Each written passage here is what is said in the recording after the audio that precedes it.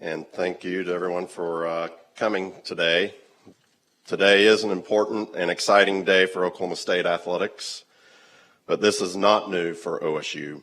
This is a continuation of the path we started on with the vision and unrivaled commitment of Boone Pickens, and has continued with the amazing generosity of Karsten Solheim, Sherman Smith, Michael and Ann Greenwood, Neil Patterson, Cecil Obrate, and hundreds of other loyal supporters. Each one of these many individuals have come together to make Oklahoma State University a destination for greatness, a destination for great student athletes that choose to come to Oklahoma State over other opportunities because they believe this is the best place to push themselves, to train, to develop, and to achieve something even greater than they may have thought possible. A destination for great coaches that choose to come and stay at Oklahoma State because here you have everything that is needed to build championship teams by impacting young people to become champions in all they do. A destination for alumni, fans, students, and future students to be part of the great OSU family and the Sea of Orange, coming together on game days. Why should we believe this is possible? Because it has been done before. Taking football to the next level with Boone Pickens Stadium, raising the roof on Gallagher-Iba Arena, making it happen with Obrate Stadium, highlight a few of the many. And of course, 52 NCAA national championships. For us to continue to achieve championship results, now is not the time to pause or rest on past accomplishments, but to honor those accomplishments by pushing forward and building upon what has been started. This vision plan provides a roadmap for the next phase of an athletics village that will be unrivaled in college sports. Chad, questions? Chad, if everything goes according to plan, when are you guys trying to have all this done by? So as far as a timeline, we don't have one specifically for a couple of different reasons. One, this will all be predicated on, the resources, gathering the resources needed to do these. But it is, regardless, it's a years in the making project. Even if we had all of the resources readily available now, you can see that these projects would take, a lot of time to design, and plan for and build. So, but this will have, the timeline will be set by how we are able to gain the resources.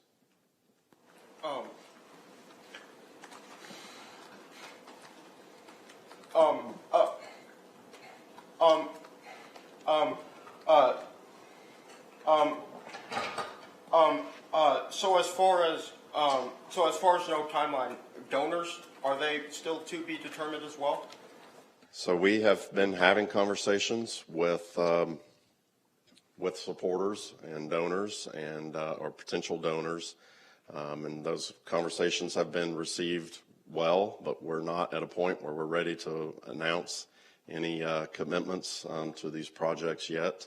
But we look forward to that day coming, and because clearly that is what will be necessary to make this happen, as is the case with everything, as we mentioned, that we've done before, with whether it's the baseball stadium, the soccer complex, the training center, tennis, etc. Chad, how will you go about prioritizing all of these in terms of what gets done first and the order from there? That's, so the priority, that is part of the reason that we wanted to put the whole roadmap out in front of, in front of the family, right, is the athletic department didn't want to be the ones that were determining the priority. We didn't want to be the ones determining the speed or the timeline. So the priorities and the timeline, that will all be set by our supporters and their willingness to step up and help make these projects possible. Yeah, Chad, I don't know if you've had a chance to tour Iowa State's performance facility that's next to Jack Trice Field. Yes. But I've been told they, in the sports medicine vein, they can even do surgeries if they have to in that facility. How extensive is the sports medicine aspect of that human performance center? Has that even been determined? There's a lot of details still to be worked out, but the Human Performance and Nutrition Research Institute, that is something that is separate from the athletic department. That is a university entity that will be housed in the Human Performance Innovation Complex along with the football center. But really, Robert, it will not take the place of anything that athletics currently does in terms of our medical support that we provide our teams, the training support, the nutrition support. What the Human Performance Institute will do will build on top of that. So that will be, what they will be doing is all the cutting edge things. What are the next things in this human performance space as it relates to athletics that, moves the needle? So we talk about how student athletes are faster, stronger 10 years now than they were 10 years ago. Well, how do we continue to do that 10 years from now? But then how do we take that research that is gained here and, is using athletics as part of it and take that out to the state of Oklahoma to make the lives of every citizen better? Follow up, how advantageous is it, the relationship you have with the medical center, the medical school for Oklahoma State and Tulsa, plus having somebody like a Rob Glass as a resource as well? I mean, his life's about building human performance. Well, that's exactly right. And what we're here today is talking about the building, right? We're talking about the building in which this will be housed in. The university has previously released information about the Human Performance Institute and what that means for the university, but for the people of the state of Oklahoma.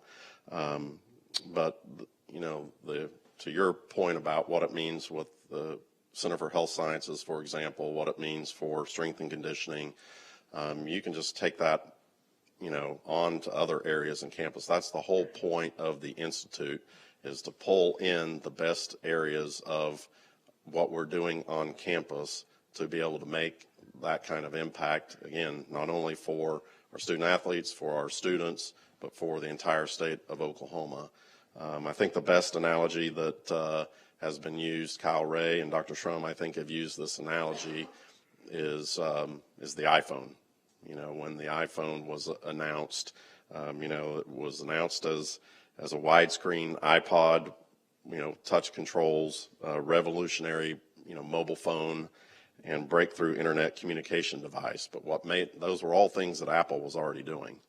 What made the iPhone special and unique was they brought it all together.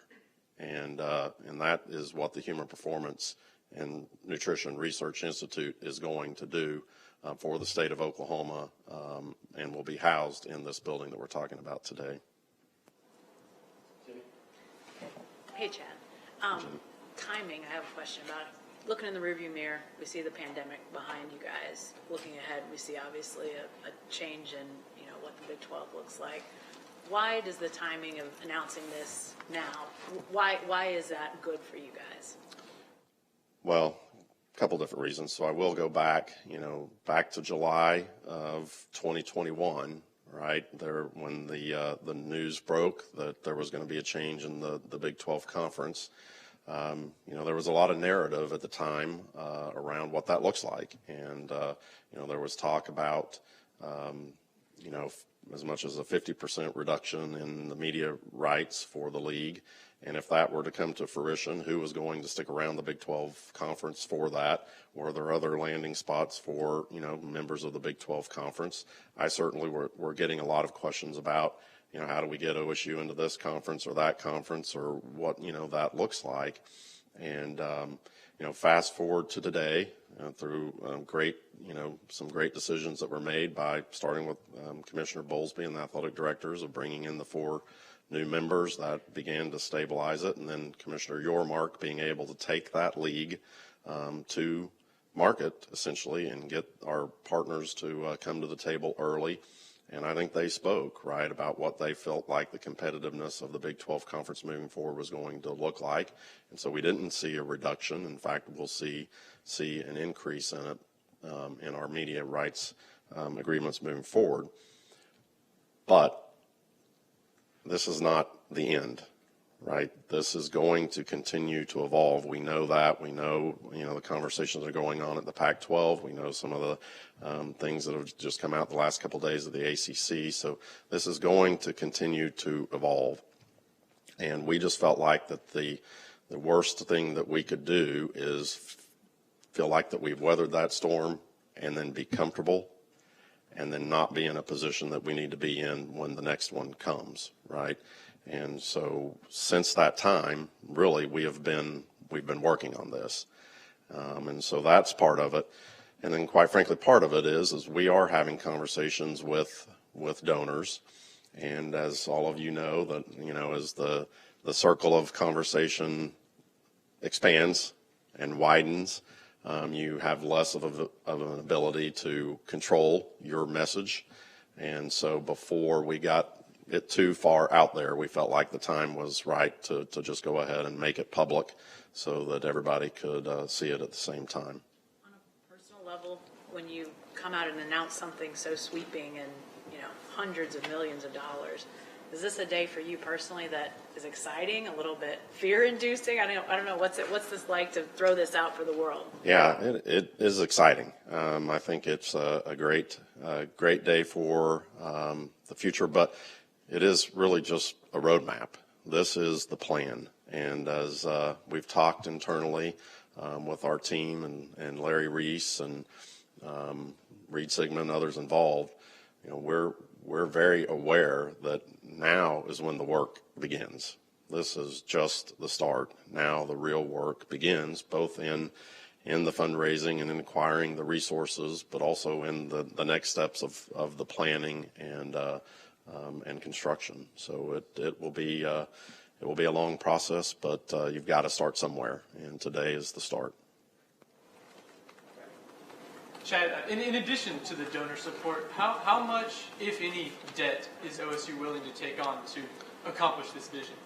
That's a good question. Our plan is to not take on any additional debt. We believe that what our philosophy, starting with Coach Holder when he became AD, is to keep our debt service very low. We don't have a Texas-sized budget.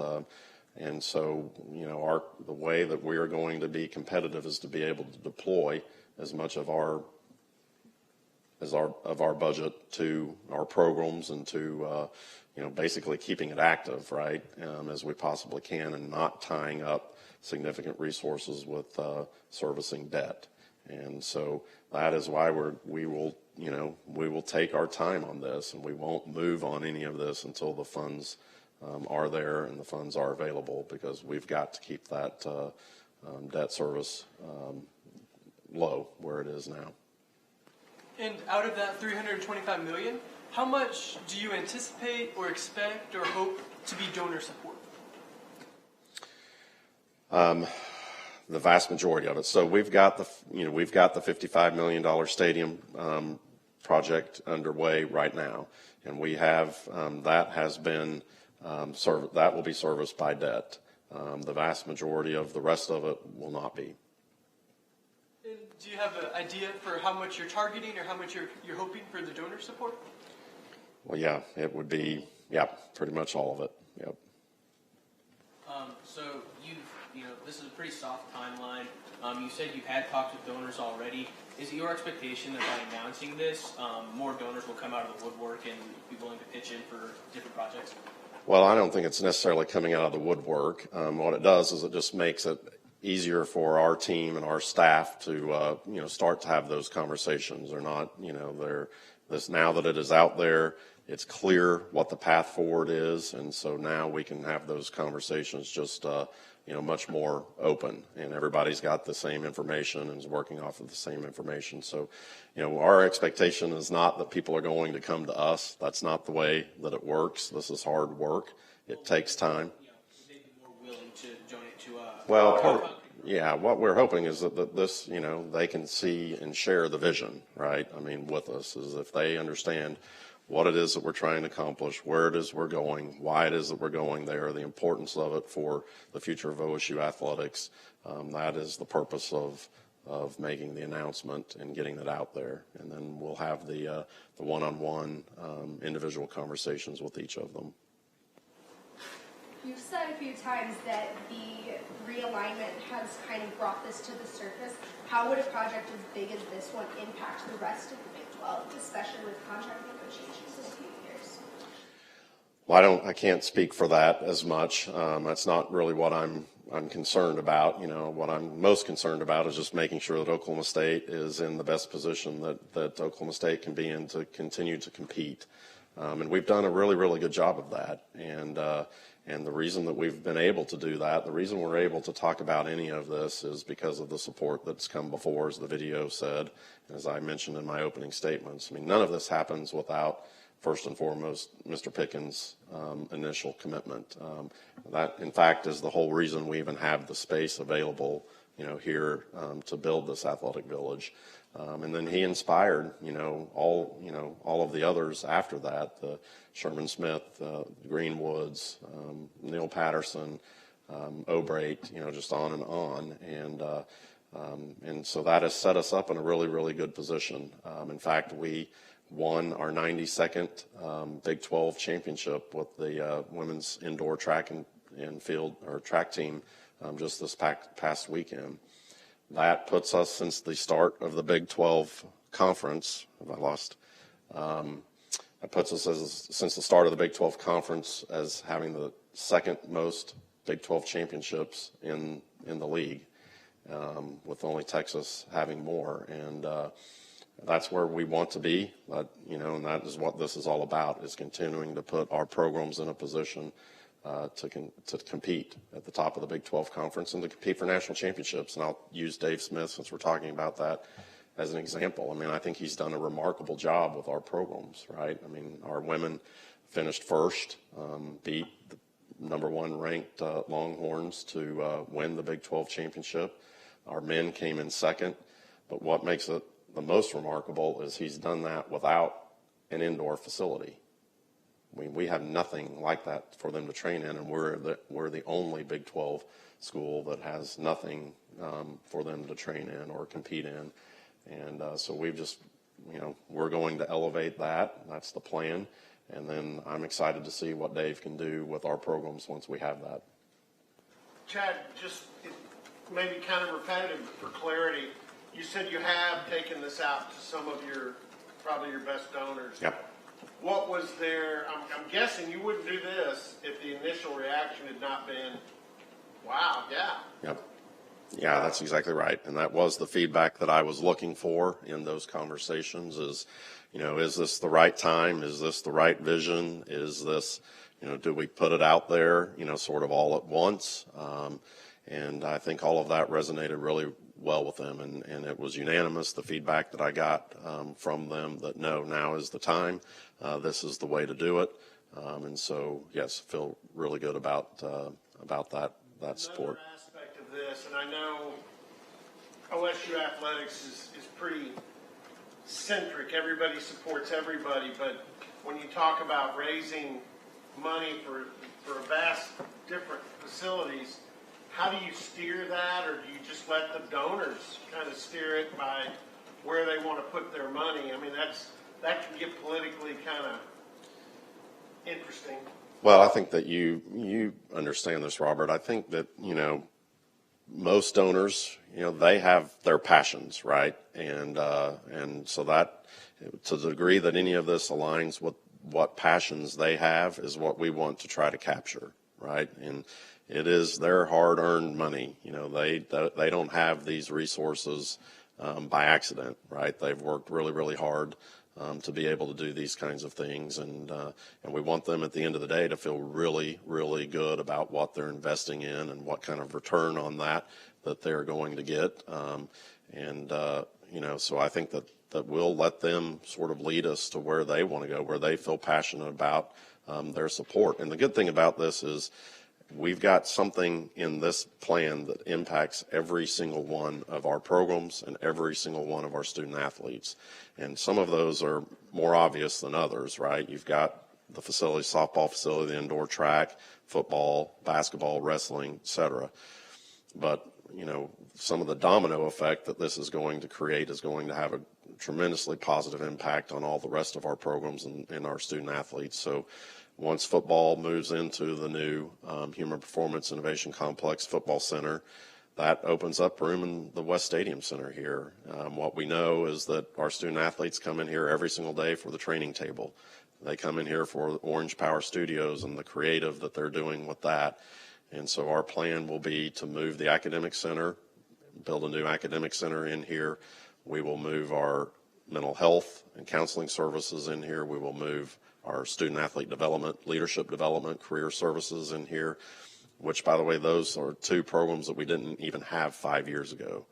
So the world has changed, right, and is changing. And the West End Zone, I think, gives us the ability to grow into that space and to provide those services, for all of our student athletes. Tremendous opportunity for us. Really, to make this we don't know the name of it yet. We'll come up with that, but we envision this being a one-stop, student athlete success center for all of our student athletes. So that's just one example, I think, of the way this is going to impact every student athlete. So there's, I think it just depends on what the passion is of our donors. There's somewhere, I think, that everyone can get behind it. Chad, with respect to the institute and the football offices in that same building, so as you mentioned, the university has already announced about the building. So financially, is that a combined effort, and how much of football moves into that building? Financially, it is a combined effort. So there will be, there's the football side of it will have to be funded by athletic gifts, private gifts to athletics, and so all of football will move into it. Now, there'll clearly have to be things in this building that remain for game days, but the reality is our football team is on this field 7 days a year, basically. They're on those fields across the street every other day of the year. So it does make a lot of sense to put them in the location where they live day to day.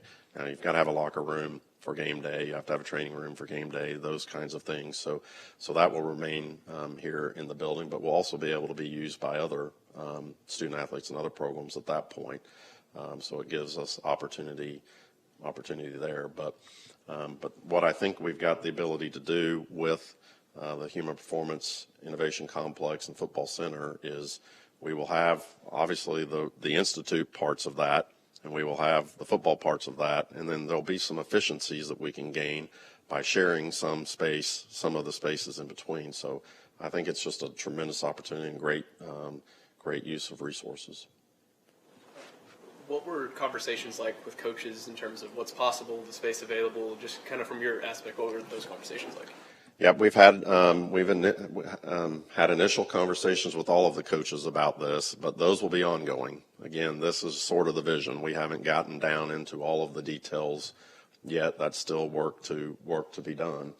But kind of coming up with what are the main things that we want to see in it, and as you can imagine, it ranges all over the board depending on the coach and the support. So, using Kenny, Coach Gasky, as an example, we clearly have an issue at the current stadium where we don't have enough room for the fans, right? We've got a lot more demand for our tickets there than we've got space.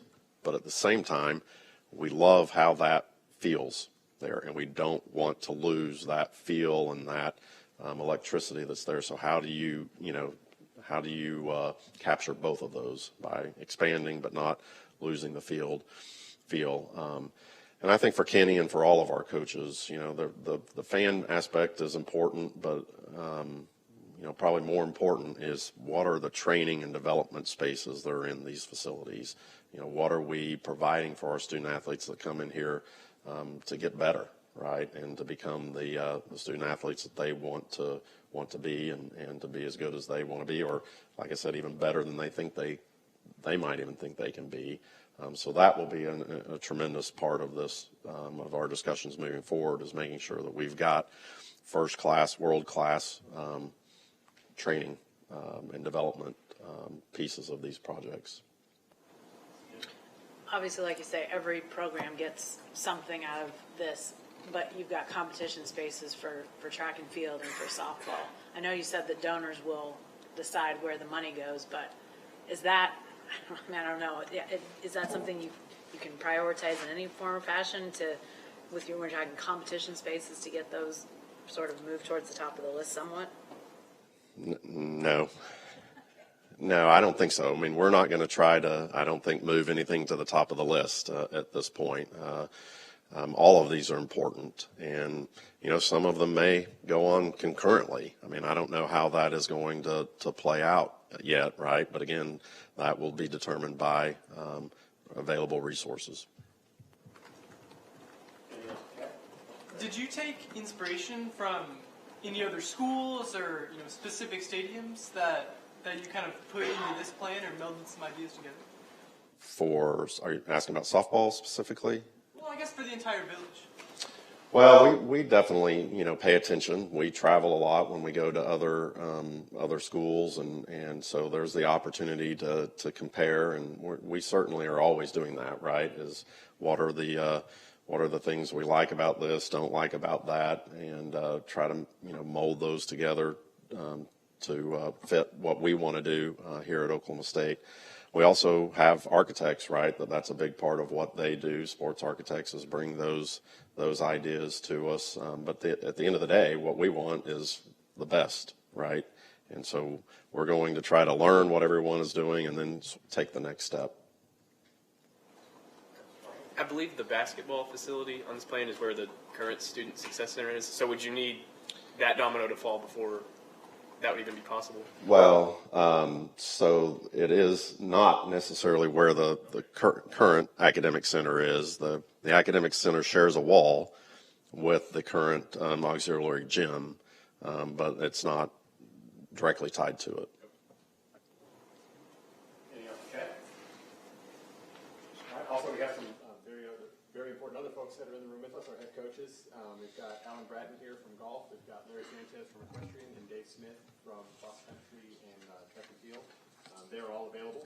We're not going to bring them up to the podium, so if you just want to go ahead and speak to them casually, go ahead. But Chad, if there's anything else before we let everybody go, anything important to you?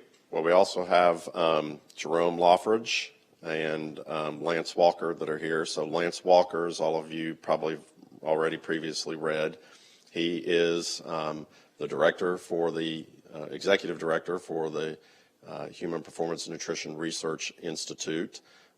He holds the Rick and Gail Moncrief chair for that position. So they are donors that have already stepped up to help fund the operations of the institute and made a significant $5 million commitment to fund that position and other things in the institute. So Lance is here, and then Jerome is on Dr. Strum's leadership team and is the person that oversees all of the institutes, of which the Human Performance and Nutrition Research Institute will be one of the university's institutes under Dr. Strum's strategic plan and One Health initiative. So he is also here and would be happy to answer any questions about that as well.